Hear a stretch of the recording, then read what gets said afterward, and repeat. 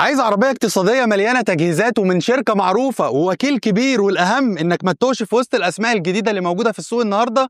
أهي شيري تيجو 7 برو ماكس الجديدة. شيري اديتها طابع خاص في التسعير وفي الاوبشن، قال لك بس هي الناس تايهه في وسط العربيات الجديده، انا هديهم عربيه عارفينها واظبط لهم الدنيا فيها. شكل حلو ومواد جودتها عاليه والحجم والابعاد الحلوه اللي احنا بنحبها، ولا هي كبيره ولا هي صغيره، وضمان 6 سنين او 150,000 كيلو. وحطوا لك بقى الموتور الشهير اللي الناس كلها بتطمن له، 1500 سي سي تربو، 145 حصان و210 نيوتن متر، وتعدل فيه حاجه حلوه قوي وهي التربو بقى بنظام الفي جي تي، وده نظام بيخلي العزم يطلع على ار بي ام قليل وبيقلل جدا التربو لاج. والموتور ده متوصل بفتيس دي سي تي من 6 نقلات الاحلى بقى انها بتقدر تنقي الهواء اللي داخل لها من خلال نظام فلتر ذكي السي ان 95. حبايبنا الدكاتره عارفين ان ده نفس الفلتر الموجود في الكمامات الطبيه اللي بنلبسها، يعني مفيش اي عوادم او اتربه او روايح كريهه تقدر تدخل جوه العربيه دي. وعلى سيره جوه العربيه فمليانه بوسائل امان ذكيه لدرجه انك لو قفلت الازاز على ايدك